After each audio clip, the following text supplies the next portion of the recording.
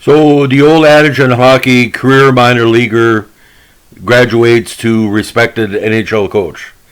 We hear that a lot, but in this case, it really, really applies because the amount of respect this gentleman has had within hockey circles has been well documented. Of course, we're going to talk about the curious case and the legend, of course, of Doug Carpenter.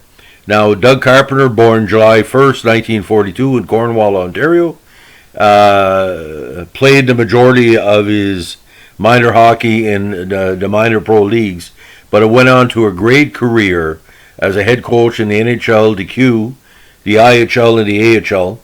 And his time as a player gave him, I guess, enough indication that he knew how to handle or could handle players. Now, his first recognition came with the Montreal Junior Canadiens. Now, at the time, he was, a medium-sized defenseman at 5'10", 190.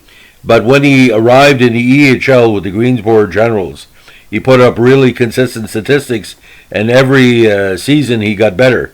Now, his best campaign after 6 years with Greensboro was 71, where he had 44 points in 60 games.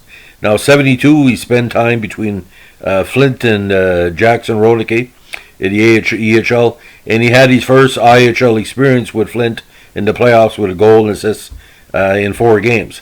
Now, Rodicky, he played back with the Rebels in 73 and also had time with Flint again for the playoffs, and then wrapped up his regular career with Flint in 73-74 with 41 games and two goals. Now, that was very interesting for him as well, because he was a head coach, was also a player that season with Flint. He lost in the second round. Now, the next 4 years, he coached Flint in the IHL, both first round losses, but he had enough, built up enough experience and respect that the Cornwall Royals came knocking, and eventually won the championship with Cornwall in 1980. Now, that was a great season for Cornwall, drew the attention of Toronto Maple Leafs, and he put him in charge of the New Brunswick Hawks in the 81 season. And he, even though the team lost in round 2, he had a record of 37, 33, and 10. Now, after a successful season in New Brunswick, he ended up with Cincinnati Tigers in 82, and he had a 46, 30, and 4 record that season. 83 and 84, he found himself with the St. Catharines Saints. It was a great experience, and we knew NHL was going to start calling pretty soon. Unfortunately, when he called up New Jersey, this was the kind of the early era of the franchise. In 85, 86, 87, 88, he didn't have a winning record. He missed the playoffs. Eventually, in 88, he was let go. Next season, he started coaching with the Halifax Citadels. In 1990, the big promotion, of course, where he ended up coaching the Toronto Maple Leafs in their what they call their early stage of getting back in the Stanley Cup chase. Now, even though he lost in the first round, he had a 38, 38, and 4 record. A lot of people felt that Carpenter's next season would be better, but it wasn't. Toronto only won 1 of the first 11 games, and he was demissioned in 91. Now, in 92, he found himself back in New Haven, and then the next season back in Halifax for the Citadels.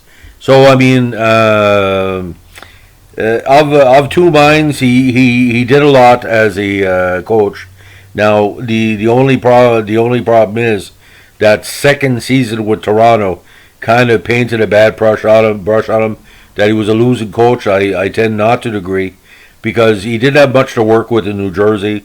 He had, not say marginal talent in Toronto, but, losing to St. Louis in the first round really hurt his chances towards longevity in the NHL. But for me, like I said, those times in New Jersey and Toronto, I remember a lot of fans in New Jersey that basically didn't really expect too much of the Devils. And, he did it best for what he had. He didn't have much talent. But I think the Devils teams that were successful later on owed a lot to Carpenter, because he had a very specific style in taking, marginal players that were given to him and getting the best out of them. And you know that 1990 season in Toronto, to finish third place in the North, that's not a negative. But Doug Carpenter has much respect amongst the media, and we really suggest people don't look at the statistics, but look at the players that he had and what he did, and maybe in a lot of ways he overachieved. Because he didn't have much in New Jersey and Toronto, ladies and gentlemen, to be quite honest with you. And you can only skate as well as your players are. So, anyway, thanks for listening. Bye.